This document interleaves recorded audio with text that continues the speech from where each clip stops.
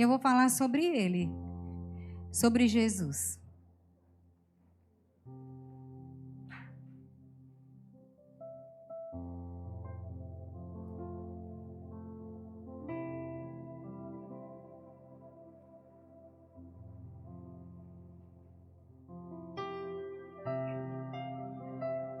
Eu tenho esse ano de 2024 está sendo um ano assim de uma jornada de conhecer Jesus. Sabe, isso que a gente cantou aqui agora, essa música diz: quero te conhecer, Senhor, vem me tocar com a tua vida. E se tem uma coisa que eu posso dizer para você, de tantos anos, que a gente já vem na caminhada com Jesus, é uma caminhada do todo dia algo novo. Em toda estação, Jesus, ele se revela de uma maneira diferente.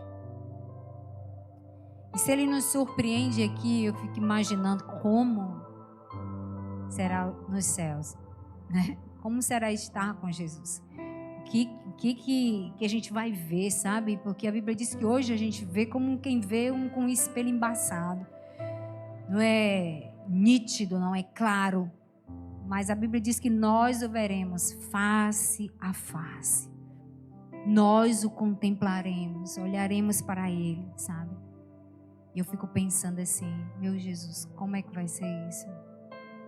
Como é que vai ser ver o Senhor, sabe? Não sei. Porque todas as vezes que eu recebo algo de Jesus, eu choro, meus irmãos, porque para mim é algo que impacta muito a minha vida, né? Conhecer o meu Senhor. É como num casamento, né? A gente casa e aos poucos a gente vai conhecendo o marido da gente. Aos poucos a esposa também vai conhecendo o marido. A gente não casa sabendo tudo sobre a pessoa que nós escolhemos para casar. Às vezes, e muitas das vezes, a gente se surpreende, né? Eu acredito que você é assim como eu, no casamento, né? A gente se surpreende com algumas coisas. A gente olha para o nosso cônjuge e diz assim: eu nunca pensei que você fosse capaz de fazer isso, né? Seja o bom ou não, a gente é surpreendido. E quando é com coisa boa, a gente fica muito feliz. Poxa, eu não sabia que você era capaz de fazer uma comida tão boa como essa. Você já ouviu isso, seu marido? De dizer isso, uma superação, algo difícil. O marido olha e dizer: poxa vida, eu estou muito orgulhoso de você. Porque você conseguiu superar uma coisa que eu achei que você não fosse conseguir. Por conta da fragilidade da sua vida, das suas emoções, né, como mulher. Pensei que fosse mais difícil, mas, poxa, você me surpreendeu, né? E assim é o nosso relacionamento com Jesus. Eu uso essa linguagem aqui com vocês sobre o casamento, né? Por conta disso.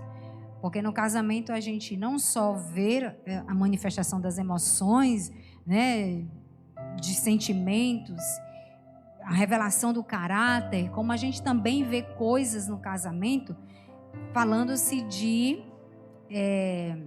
uma relação sexual, né? Na relação sexual nós nos aprofundamos na aliança que nós temos com o nosso marido. Eu fico pensando algumas coisas sobre isso. Eu vou falar sobre isso porque a gente vai falar de Jesus aqui. Não tem como. Eu gosto de falar sobre isso porque é uma maneira que eu tenho de compreender o meu relacionamento com Jesus, sabe? E aí a gente que é casado, os meus estão aqui, né, que são solteiros ainda, que eu acho que são poucos, não sei, mas já estão acostumados com essa minha fala aqui, né? E vocês precisam saber aqui, porque se vocês não souberem aqui, vocês vão saber de maneira distorcida lá fora, na internet, né, no celular. E aí torna a coisa que é criada por Deus boa, perfeita e agradável e torna isso imoral, né? E que não é verdade. A imoralidade, né, é outra coisa.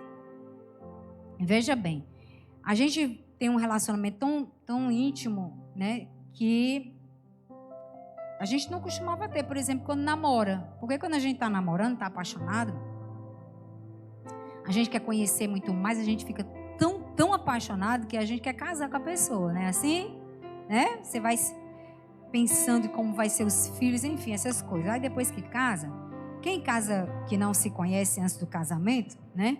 E para quem se conhece também, que não tem a intimidade de quatro paredes. Aí a gente, por exemplo, a gente pode tirar a nossa roupa e ficar nu na frente do marido da gente? Sim ou não? Sim, claro que você é desse tempo. Se você não é, minha irmã, se liberte, seja curada em nome de Jesus, né? E aí a mesma coisa é o homem, né? Aí a gente fica dentro de casa passeando, né, sem roupa, e a gente nem liga, né? Não é assim? Ninguém nem se preocupa. Ai, meu Deus, meu marido vai me ver sem roupa. Aí o marido se esconde. Meu Deus, a minha esposa, como assim, né? Não, a gente nem liga, né? Fica tão comum, né? O marido passa, olha pra gente. Essa nudez que une a gente, que deixa a gente tão parecido, é a mesma nudez que a gente usa quando estamos na presença de Jesus. Ele sabe exatamente quem nós somos, por dentro e por fora. Tem gente que tem problema, por exemplo, de cantar debaixo do chuveiro um louvor a Jesus. Um louvor a Deus, tomando banho. Se você tem esse problema, que esse problema caia hoje por terra, em nome de Jesus. Nem que nós tenhamos que falar em língua, aproveitar que o corredor está aqui, ó, com a faixa vermelha, vamos fazer uma oração na sua cabeça. Pra você ser curado. Não vou fazer uma oração no chuveiro, eu não vou cantar uma música no chuveiro, porque eu estou nu. Jesus jamais vai receber uma canção dessa. Como assim? Como é que pode? Estou nu. Existe isso? Para Jesus? Claro que não. Jesus, ele nos vê o tempo inteiro. Deus, o nosso Pai, foi quem nos criou, né? E que é estilista desde o começo da história, porque foi ele que fez a roupa do Adão e da Eva, né? Então, conhece a gente. Intimidade. Você poder ali, ó, estar orando, falando com Deus, do seu jeito, a sua maneira, conversando com o seu Pai. Então, a gente é surpreendido no chuveiro por Jesus. E a gente começa a chorar, orando, cantando. E a gente sente aquela presença. Jesus, tu está aqui, Senhor. Vai correr e pegar a toalha?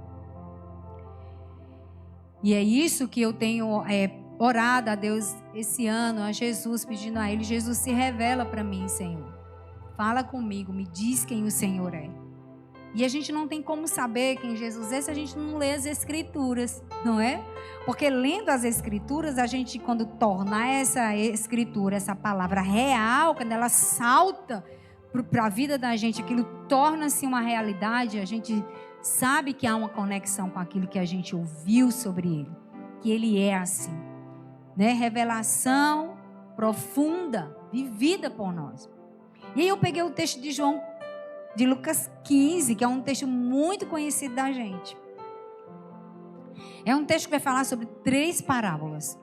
A parábola da ovelha perdida, a parábola da moeda perdida e a parábola do filho pródigo. 3 parábolas.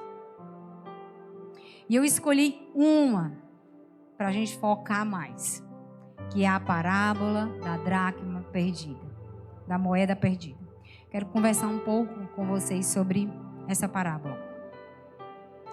E aí eu quero dar um contexto disso, né? Porque antes de falar sobre a parábola da moeda, Jesus começa no capítulo 15, no versículo 1, num cenário. E a gente vai começar lendo isso. Diz assim, ó: todos os publicanos e pecadores estavam se reunindo para ouvi-lo. Mas os fariseus e os mestres da lei o criticavam. Este homem recebe pecadores e come com eles. Aí nós vamos lá para a dracma. Ou qual é a mulher que, possuindo 10 dracmas e perdendo uma delas, não acende uma candeia, varre a casa e procura atentamente até encontrá-la. E quando a encontra, reúne suas amigas e vizinhas e diz: alegre-se comigo, pois encontrei minha moeda perdida. Eu lhes digo que, da mesma forma que a alegria na presença dos anjos de Deus por um pecador que se arrepende, a alegria na presença dos anjos de Deus por um pecador que se arrepende.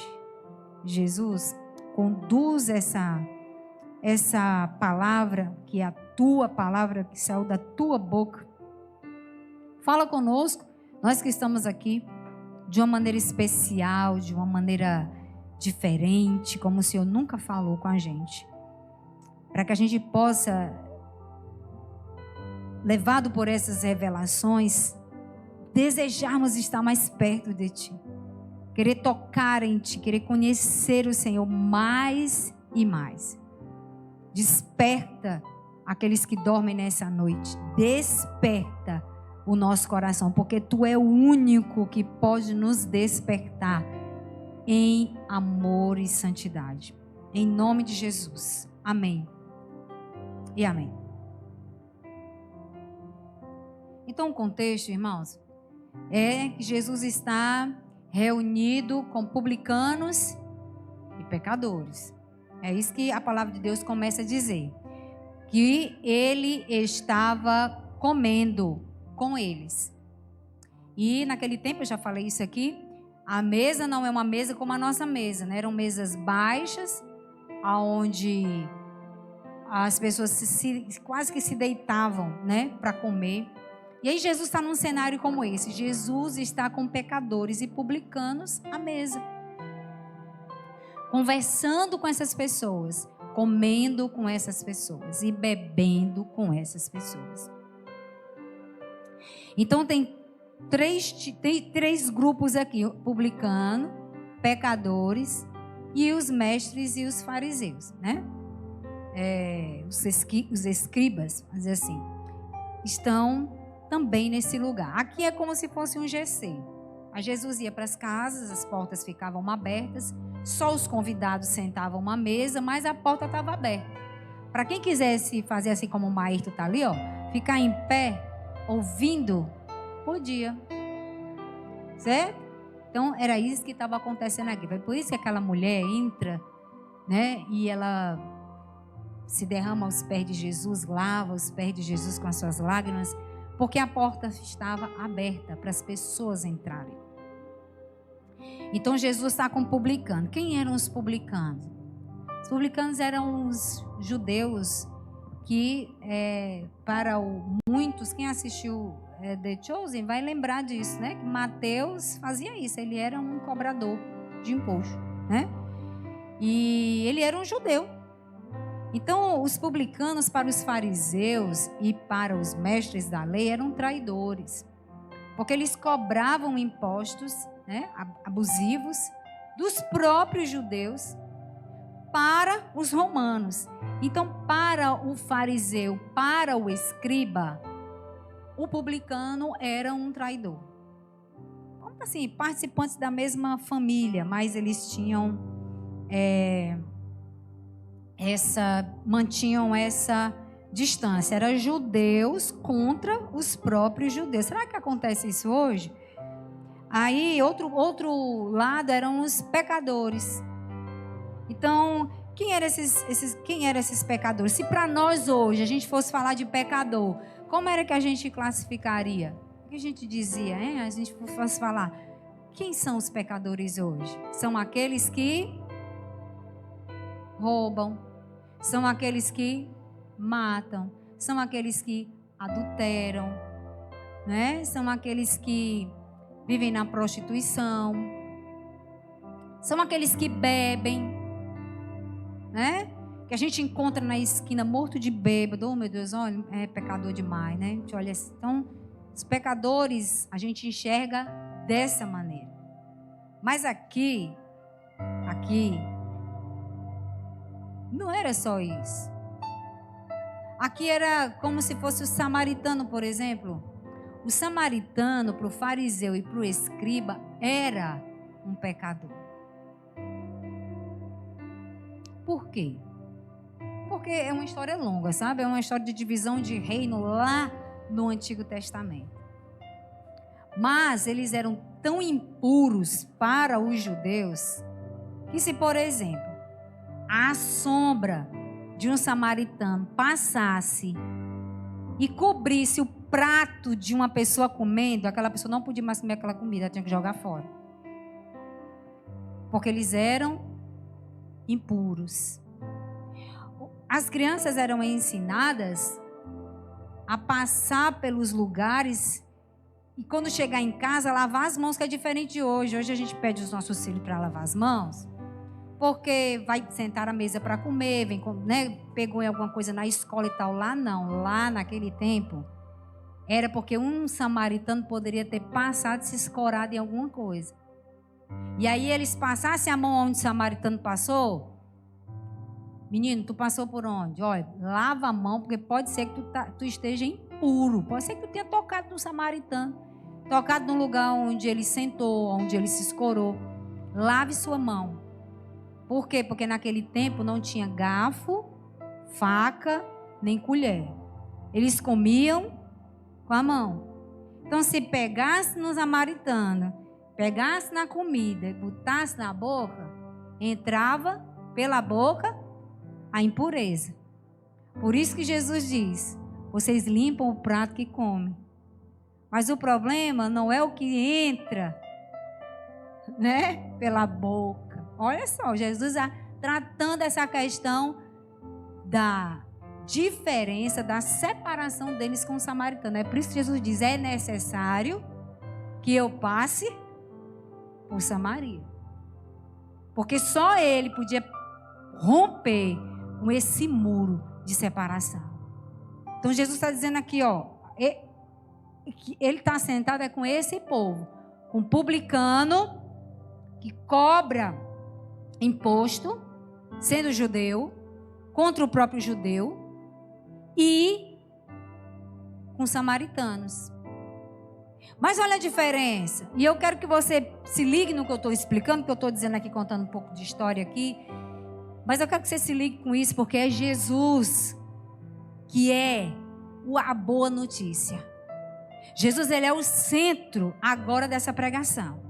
Então, se você se distrair, porque Satanás faz isso, pode ser que roube do seu coração essa semente que Jesus quer lançar hoje. Amém?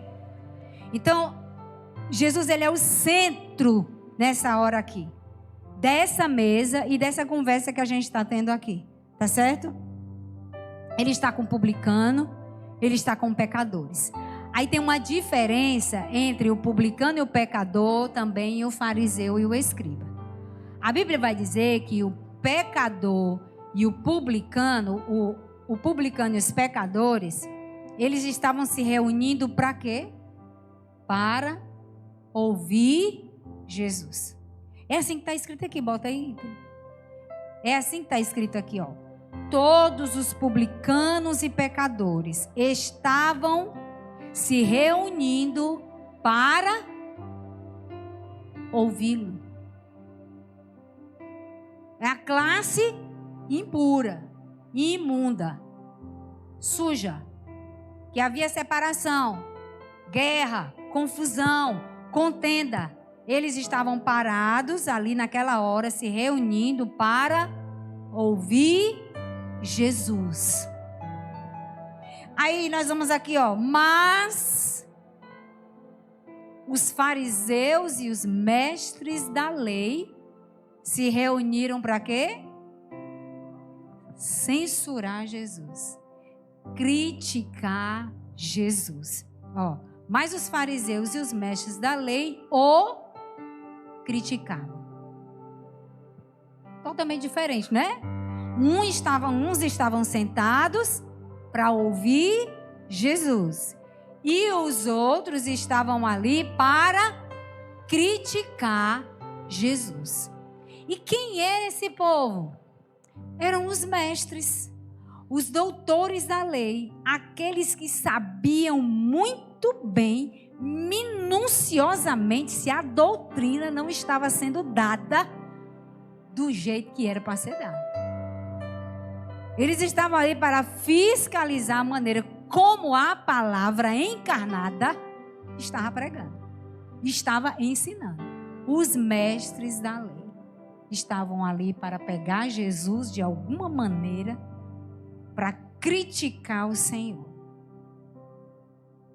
Eu quero só que a gente se veja em qual grupo nós estamos com Jesus.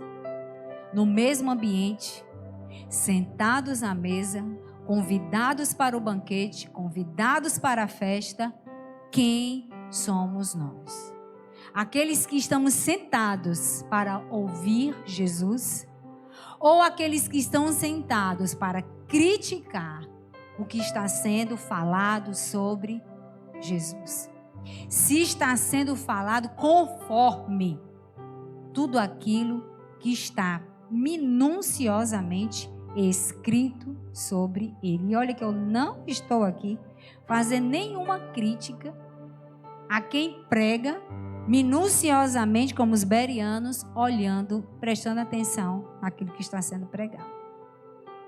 O que nós podemos observar aqui é a postura do coração das pessoas diante de Jesus. E Jesus é aquele que revela o que está no coração. Então está aqui, revelado para todos nós compreendermos, entendermos, pensarmos um pouco acerca da declaração que está sendo feita pelo próprio Jesus, acerca das pessoas que estão ali ao redor dele. Então, quem são os fariseus? Os zelosos para que tudo aquilo que estava escrito tinha que ser cumprido à risca. Então, quando a gente quer criticar alguém, né? Quando a gente quer dizer que alguém não presta, a gente diz assim, não presta não, peraí, deixa eu... Quando a gente quer falar de alguém religioso, a gente olha e diz assim, é um fariseu, né? Porque o fariseu, ele é zeloso. Porque ele tem um problema de se relacionar com a pessoa. Ele se relaciona muito bem com o que está escrito. Mas o relacionamento íntimo com a pessoa, eles têm uma dificuldade. Os zelosos pela palavra de Deus. Jesus aqui está dizendo, pelo menos para mim, né? Olha, presta atenção como é que está o teu coração. Tu pode ser alguém muito zelosa, mas tu precisa ser alguém que tem necessidade de ter um relacionamento profundo comigo. Aquela que é capaz de sentar para me ouvir. Porque foi isso que a irmã Maria, irmã de Lázaro, fez, não foi?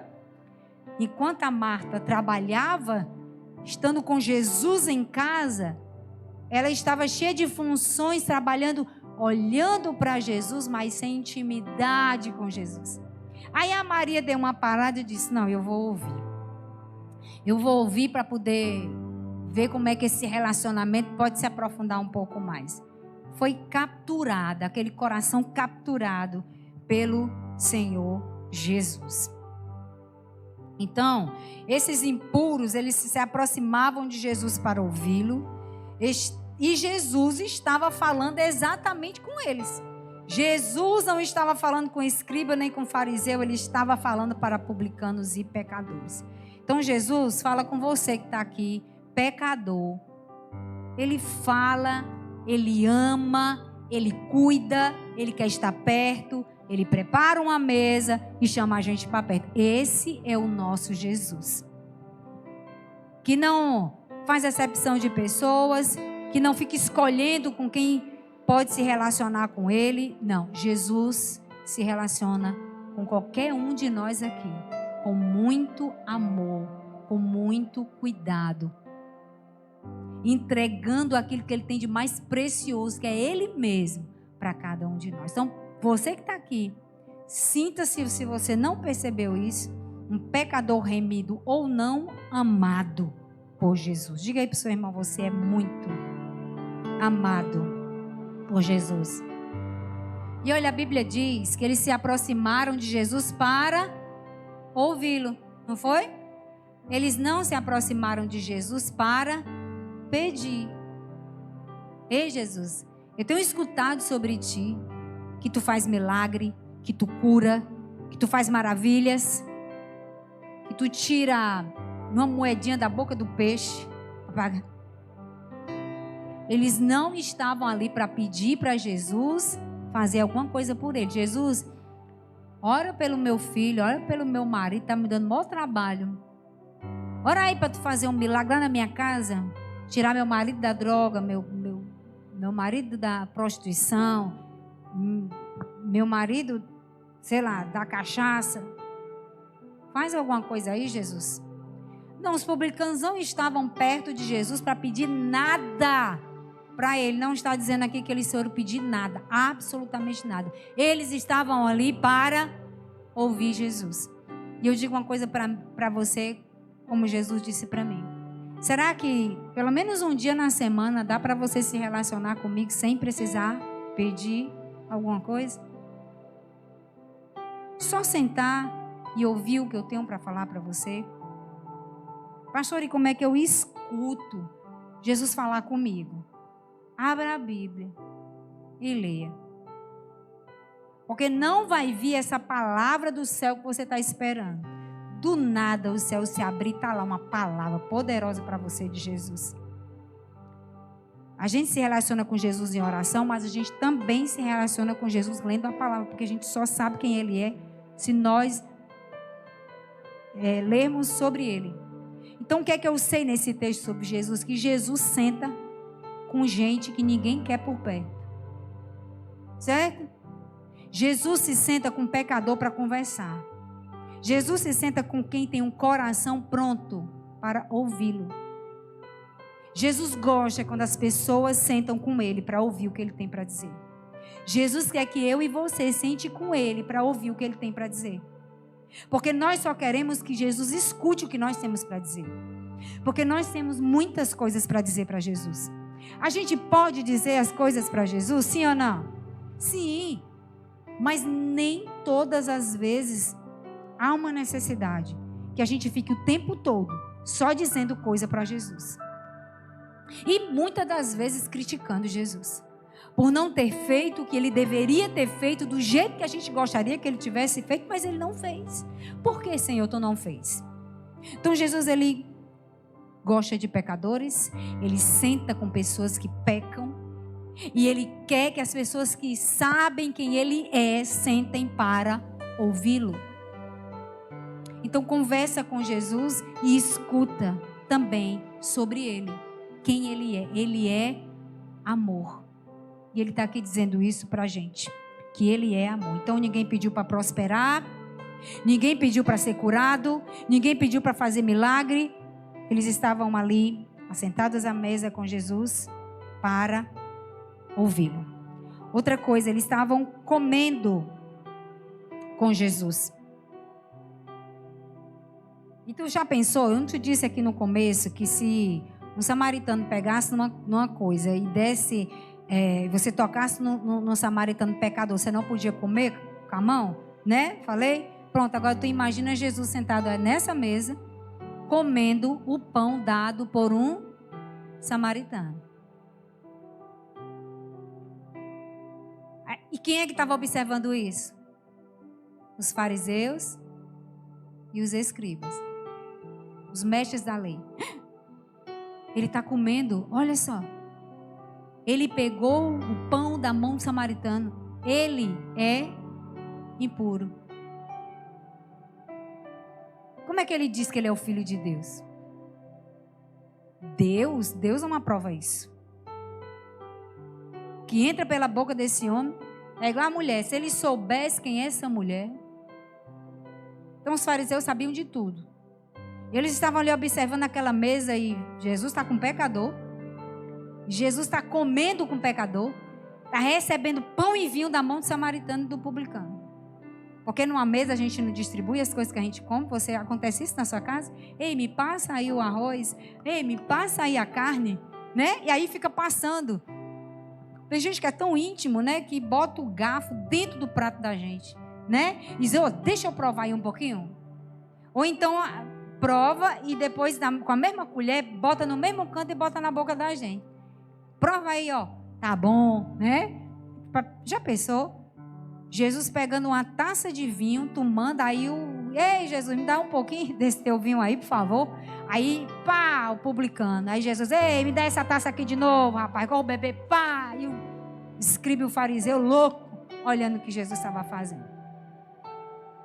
E aí, Jesus vai falar das parábolas para esses homens que estavam lá observando a vida do Senhor.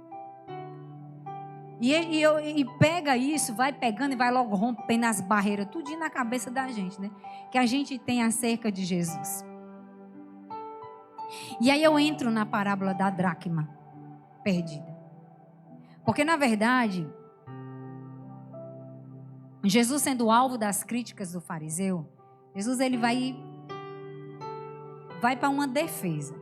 Então ele vai levantar 3 pontos aqui para falar quem ele é para aquelas pessoas que, assim como nós, sabemos muito pouco sobre ele, né? E aí ele começa falando sobre a ovelha perdida. Deixa eu te dizer uma coisa. O centro do evangelho quem é? É Jesus. Ele é a boa notícia. Diga assim, Jesus é a boa notícia. O evangelho é sobre Jesus. O evangelho é Jesus. Certo? Então aqui, o centro dessa parábola não é a mulher.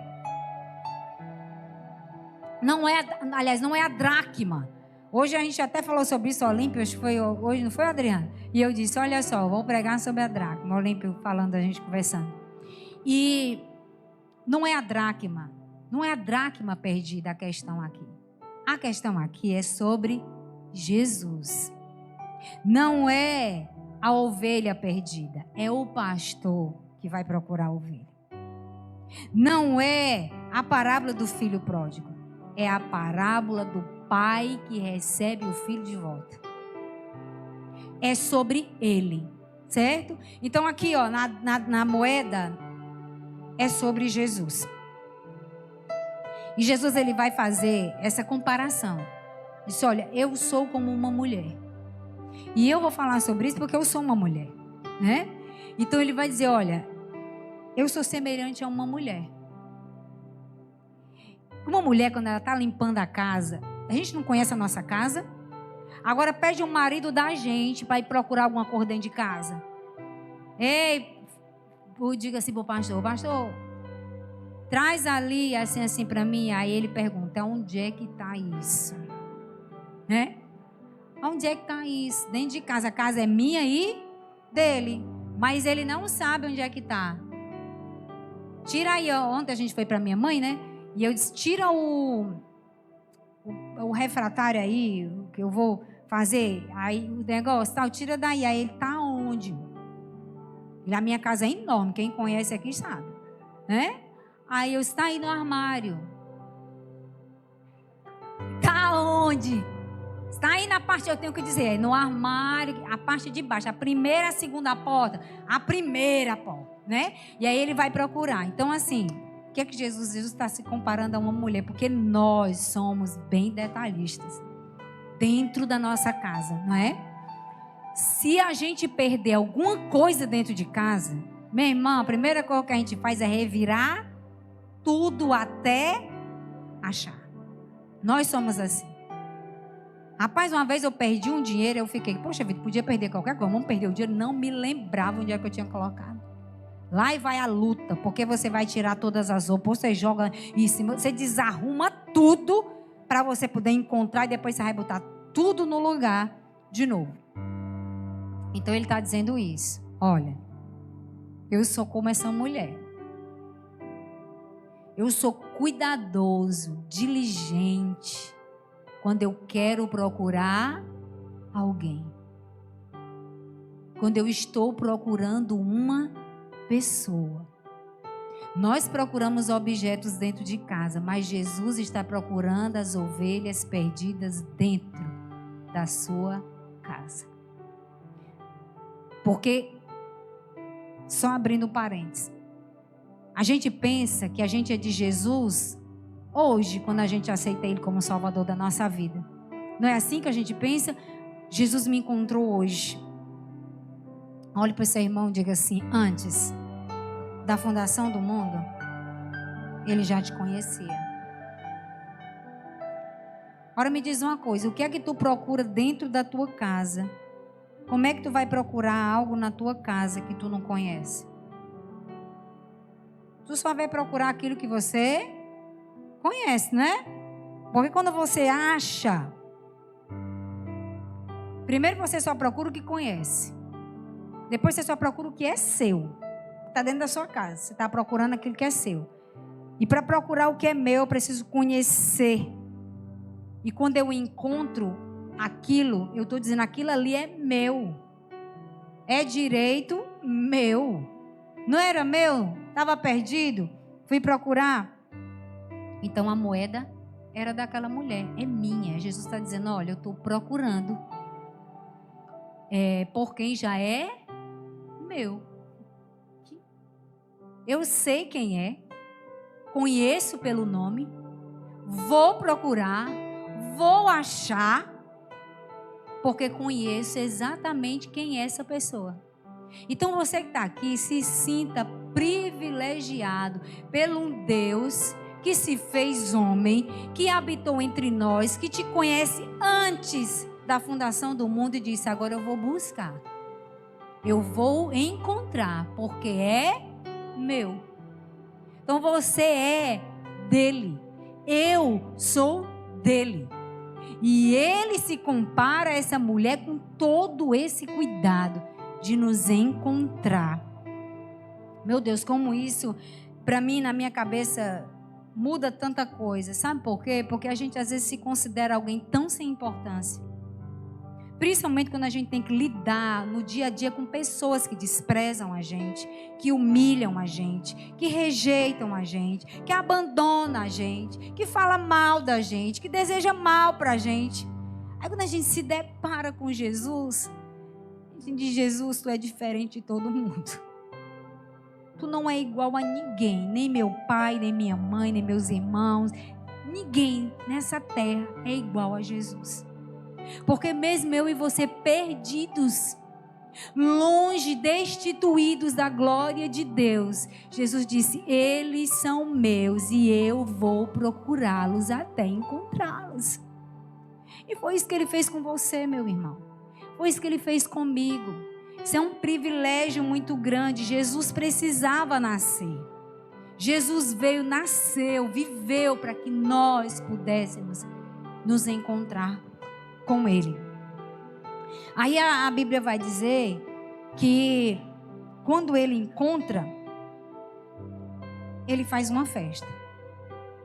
Às vezes a gente fica aqui, né? Então, olha, está tendo festa no céu. Minha irmã, quando se converteu, disse isso. Eu sei que está tendo uma festa no céu.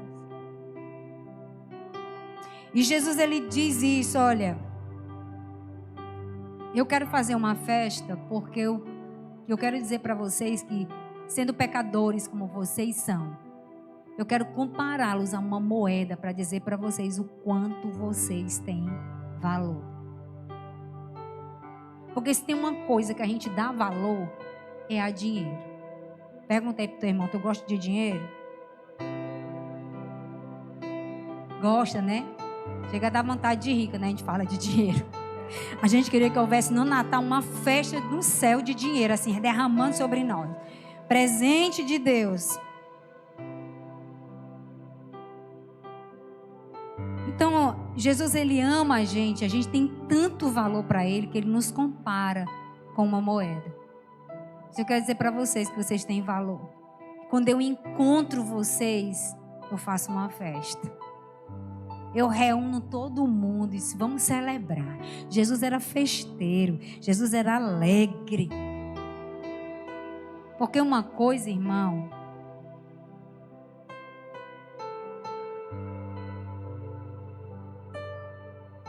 é ser um pecador. Mas outra coisa é tu ser pecador nas mãos do santo oleiro. Nas mãos de Jesus. E Jesus, ele tem todo o prazer em ter a gente nas suas mãos. Ele valoriza a nossa vida. Você pode não ter valor para muita gente, até mesmo para você. Às vezes a gente olha e a gente não gosta da gente.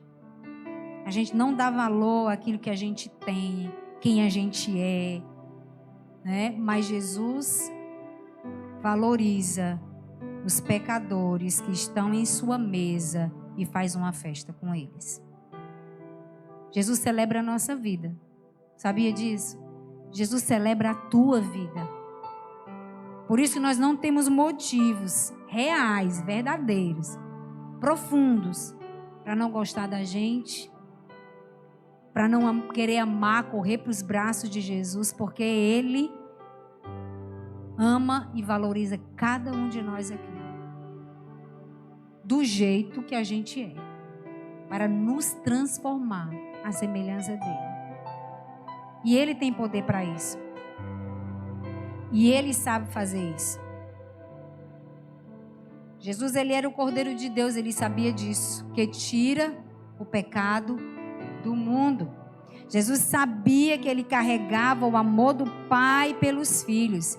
E o comprometimento de Jesus era converter o coração dos pais aos filhos e dos filhos aos pais. O Jesus estava ali para converter o nosso coração ao Pai dele, apresentando-se dessa forma. Então Jesus precisava ou não vir ao mundo? Jesus precisava ou não nascer para cumprir o seu propósito? Graças a Deus que Ele veio. Fique de pé. Então você tem muito valor para Jesus. E Ele vai atrás, e o que Jesus vai fazer conosco é tocar em nós para que a gente se arrependa.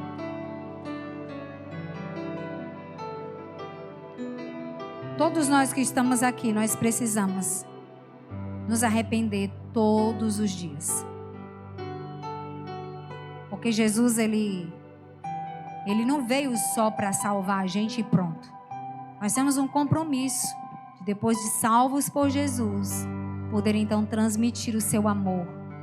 Nós somos embaixadores de Jesus. Nós precisamos dizer aos pecadores: olha, Jesus ama você. Você tem muito valor para Jesus. Jesus, Ele te procura diligentemente, minuciosamente. Nós mulheres somos tão sentimentais, né? Nós guardamos lembranças que, meu Deus, se forem mexer nas nossas caixinhas, tá lá um diário, tá lá uma foto, tá lá, sei lá, o lenço que no dia do primeiro jantar que a gente teve com o nosso namorado, tá guardado, não é? Tá guardado lá a primeira cartinha que nós recebemos do nosso amado. Nós guardamos, nós gostamos de guardar essas recordações. Porque nós somos assim. Então Jesus está dizendo: eu também sou assim. Eu sou assim como vocês, mulheres. Eu também guardo as lembranças que eu tenho com você. Os dias que você me procura, os dias que você canta para mim, o dia que você fala comigo, o dia que você para me ouvir. Cadê você? Onde é que você está? Eu estou com saudade de você. Jesus sente saudade da gente. Quando Ele toca é para transformar a nossa vida. Nunca é para deixar a gente aonde a gente está. Ele pega a gente e celebra a nossa vida. Se alegra com a nossa vida. Por isso, não seja triste. Não seja uma pessoa que para no caminho porque ouviu uma palavra, porque foi ali setado pela seta da ofensa. Porque você perdeu algo foi tirado de você.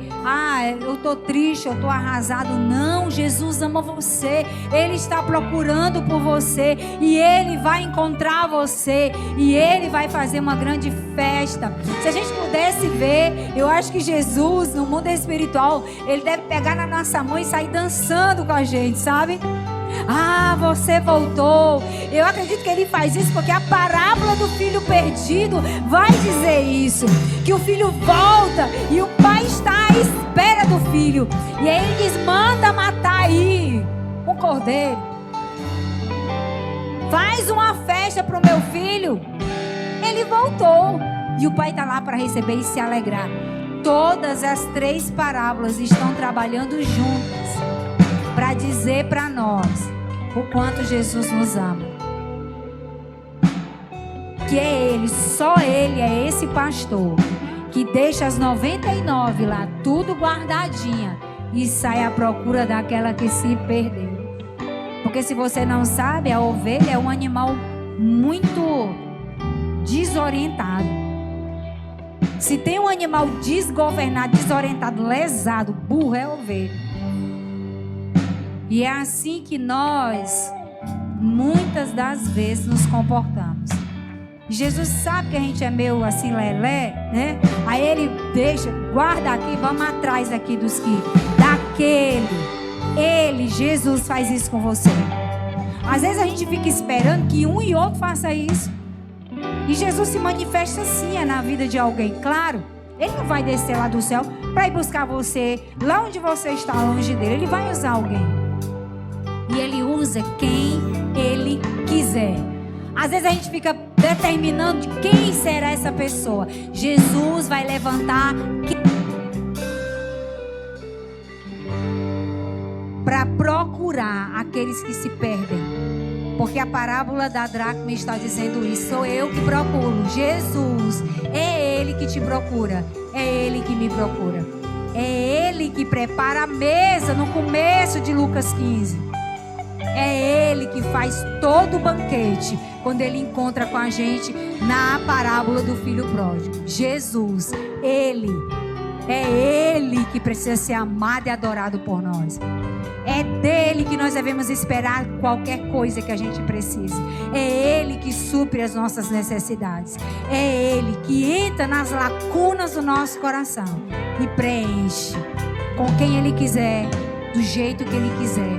Porque a palavra de Jesus, a vontade dEle é sempre boa, perfeita e agradável. Por isso, satisfaça com Jesus. Se alegre com Ele. Exalte a Ele. Apegue o seu coração a Jesus. Se apegue com Ele. Diga para Ele: tudo aquilo que eu preciso está em Ti, Jesus. Tudo que eu preciso está em Ti, Jesus. E eu quero cantar uma canção agora, que também vai exaltar o nome de Jesus. E eu sei que você sabe que é o Glória do Alto Monte. Essa música fala muito comigo, né? Tem músicas que a gente gosta, né? De cantar para Jesus. Essa é uma das músicas que eu gosto muito de cantar para Jesus. E se você está aqui, está perdido de Jesus,